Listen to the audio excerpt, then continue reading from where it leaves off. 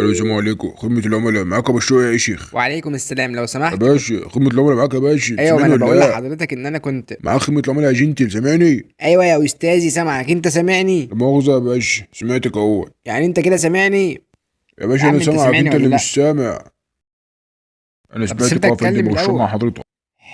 يا دي اليوم الازرق، هو اوردر شمال. اتفضل يا استاذ، تطلب ايه؟ انا كنت طالب اوردر واتاخر عليا لا وجالي. لا لا لا، ايه ده يا استاذ؟ ما تزربنش عليا، انا ابن يا ناس. عم وانا لسه اتكلمت اصلا، ما انا هذا هو. ايه ده بس كده يا استاذ؟ صلي على النبي. اقول لك على حاجه، تعال نبدا من اول الاوردر تاني. حضرتك عايز ايه؟ انا كنت طالب اوردر وجالي اه استاذ، بقول لحضرتك انا ابن ناس، ما تعليش صوتك عليا. مش معنى ان انا شغال خدمه عملاء ابقى راجل هفيه، يعني هي مش شغلانتنا اصلا، بس احسن من تفخيدتني. يا عم انا والقران لسه ما قلت انا عايز ايه اصلا. طب بص يا استاذ، عشان تهدي تعال ناخد نفس عميق. يلا مع بعض، خد شهيق. قول اح.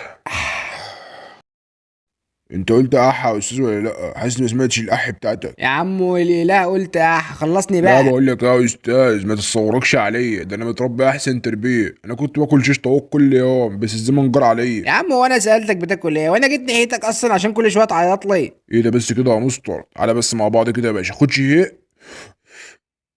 قول اح.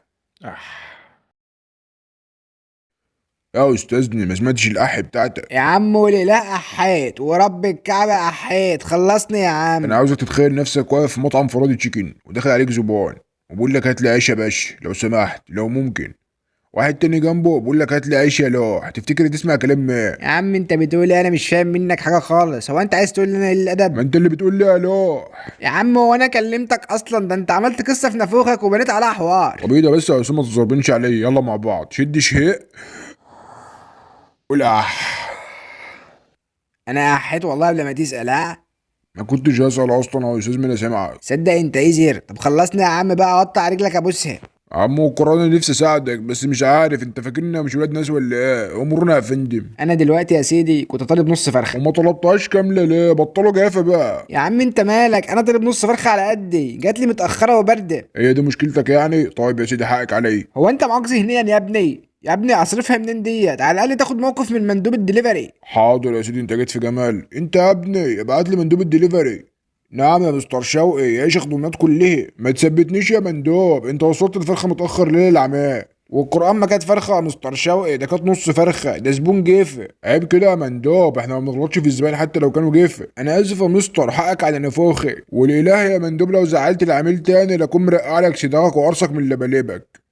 ايه رايك بقى يا باشمهندس؟ خدت لك حقك اهو. ده انت فعلا معاق ذهنيا بقى. بص يا باشا، انا عاوز فلوسي، الفرخه ما تتاكلش. يا عم بس ما تقولش فرخه، ما انا وانت والمندوب عارفين انها نص فرخه. بتحور انت لا؟ متخلف بجد. طب بص، انا عايز حقي حالا امبارح. مصمم يعني؟ حاضر يا سيدي، ابعت لي يا ابني وجبه نص الفرخه من تحت. ايه نص فرخه؟ مزعله العميل لا؟ ما لو كان طلبني كامله كنت وجبت معاه، بس هو عامل جيف. لا لا لا يا نص فرخه، احنا ما بنشتمش العملاء حتى لو كانوا جايفين. والقران لو زعلت العميل تاني لاكون قرصك من دبابيسك. خلاص انا اسفه يا مستر شوقي، اخر مره والاله.